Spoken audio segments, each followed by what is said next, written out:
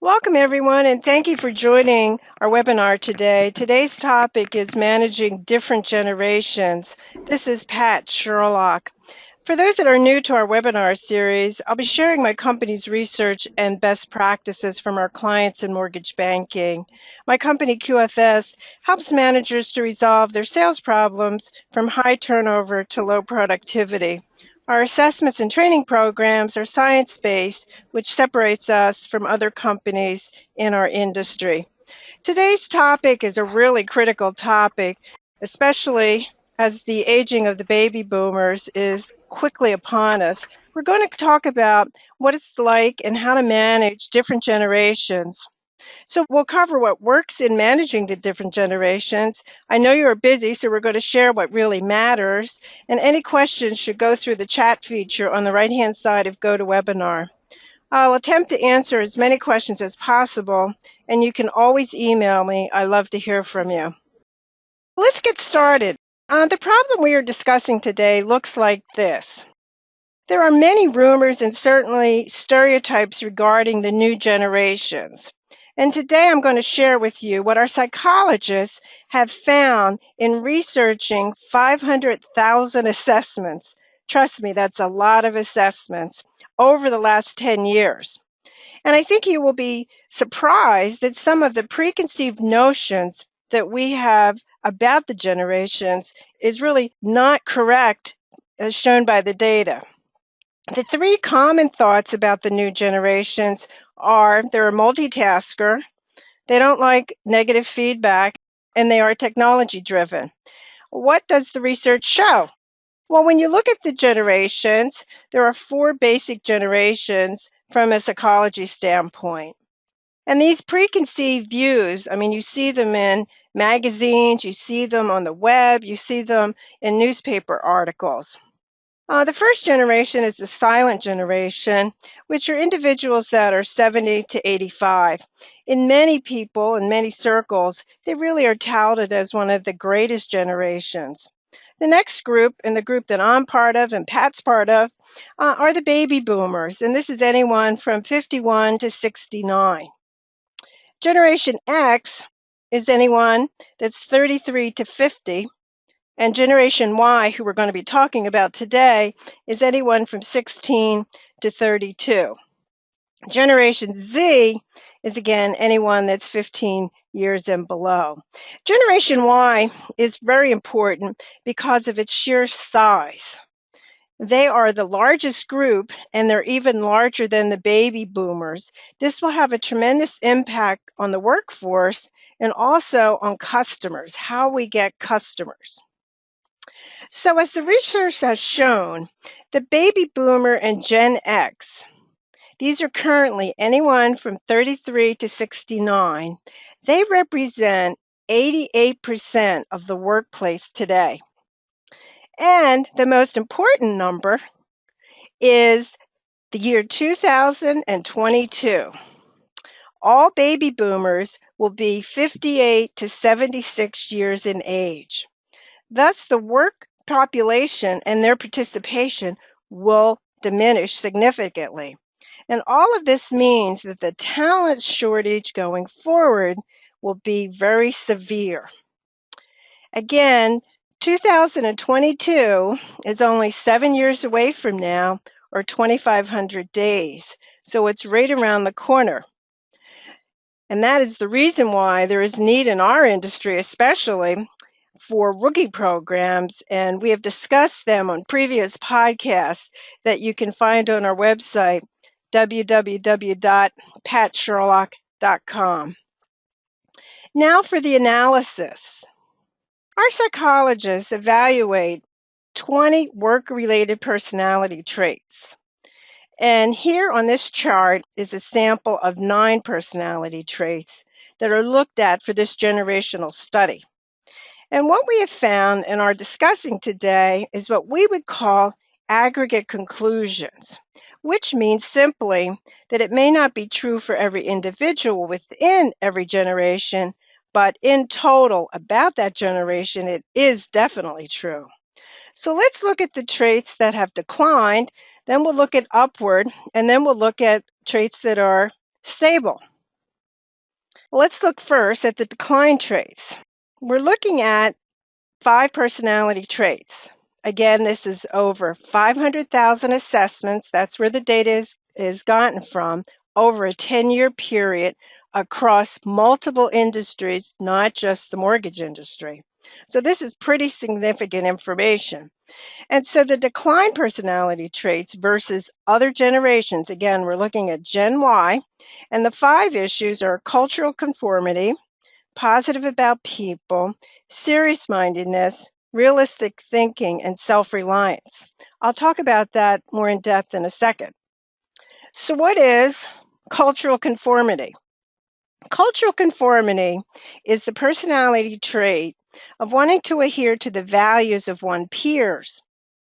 Well, when we measure other generations against Gen Y looks at it, they value themselves from a unique standpoint. Again, that's a trait versus other generations.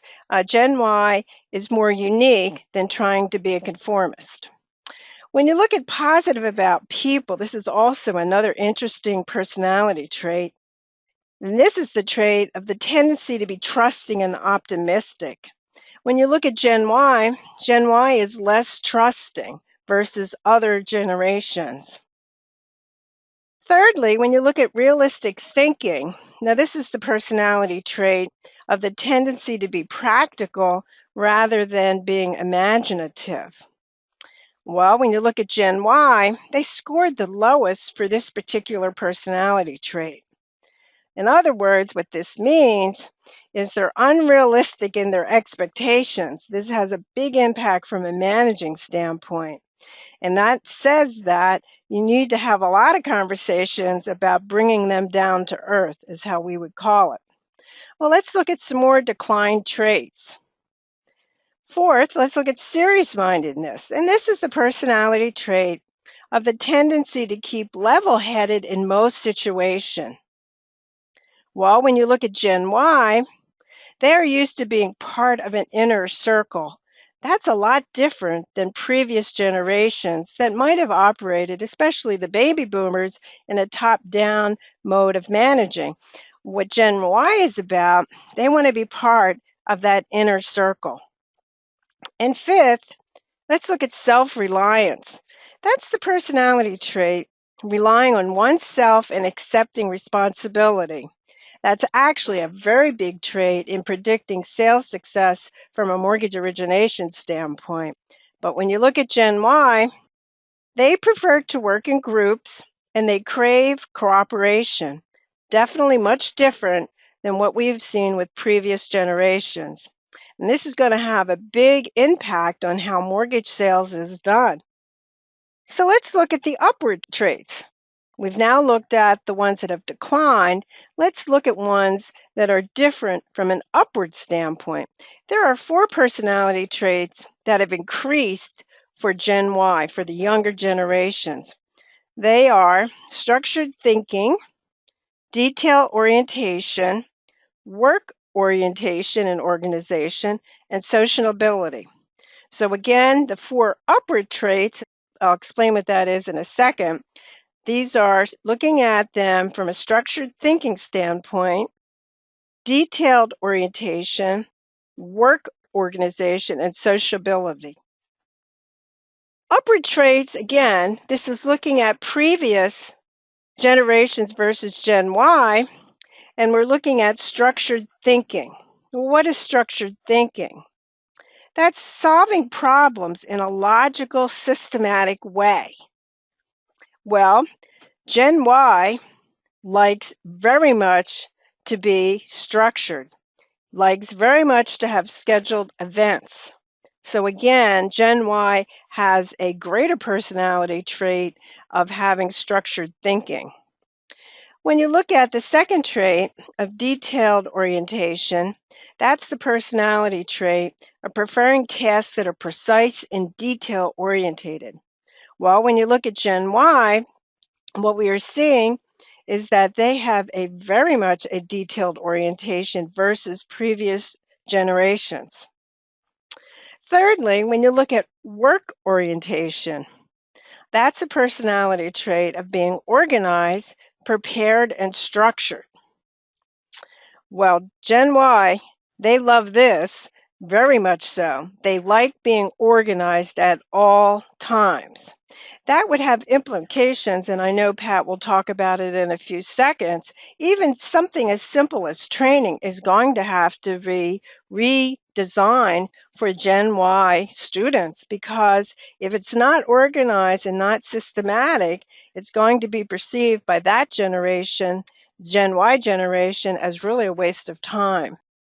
So let's look at the fourth trait that, and I don't think this is any surprise, from an upward standpoint, sociability is the personality trait of seeking social situation and feeling comfortable in them.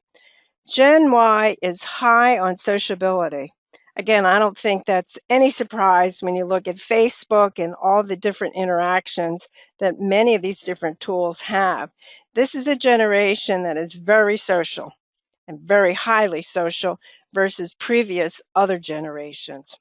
So let's now we've now looked at traits where there was a decline versus other generations. We just looked at traits that were an upward versus other generations. Let's look at two traits from a stable standpoint. And that I think will be kind of surprising, because I think, again, as mentioned in the first slide, multitasking, there's certainly the view by many people that Gen Y has a greater preference for multitasking. That really isn't what the data shows. The data shows that multitasking is a personality trait that is in many generations not unique to Gen Y. And finally, when you look at optimism, where does Gen Y sit versus other generations? Actually, and maybe this is surprising, but actually it's similar across all generations. So again, Gen Y versus other generations are optimistic.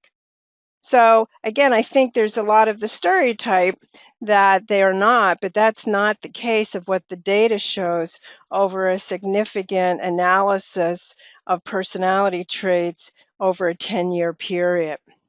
So if we had to summarize what we were showing today, and certainly if you'd like a copy of this report, you can email me and I'd be glad to send it to you. In summary, the decline, the upward, and the stable personality traits, they are statistically significant. So this is not happenstance or by randomness. This is saying that the data supports the different decline, upward, and stable traits, and that's very meaningful among generations. It also says and also implies that there will be a significant impact into hiring, how we communicate with them, and how we manage, both by the manager and the company. Gen Y definitely has different traits than the previous generations, and we have to recognize them.